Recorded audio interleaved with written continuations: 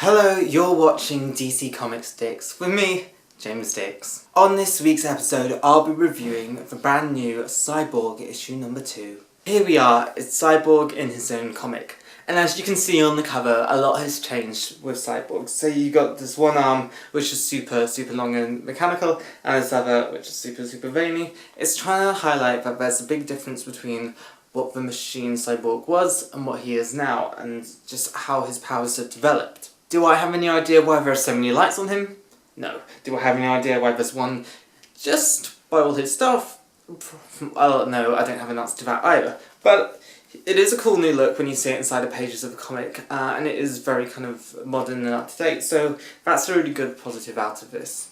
The story starts someplace else, and we are greeted by a couple of characters who have Cyborg's old husk. It's pretty dead creepy, and hopefully we'll see in future comics just why they have it. Hopefully we'll probably see a Cyborg versus Cyborg or something like that. We then start to develop into the story of difference and how Cyborg is different from other people.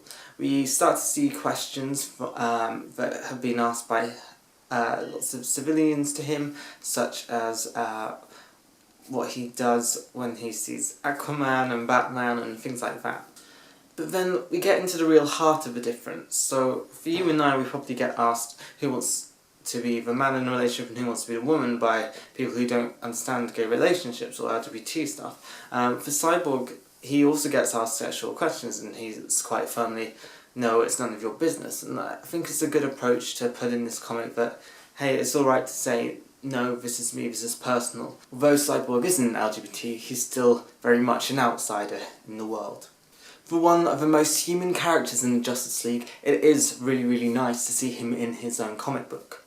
It's a great step forward for diversity, and we get to see the characters in a new, interesting, relevant way. The story is really great because of how progressive it is. It's tackling things like technology consumerism, changing the way you look to be different, and still having that superhero edge to the comic books. It's a really tough thing to do that all in one issue, and this does it. Overall, I'd give this comic a 90 out of 100.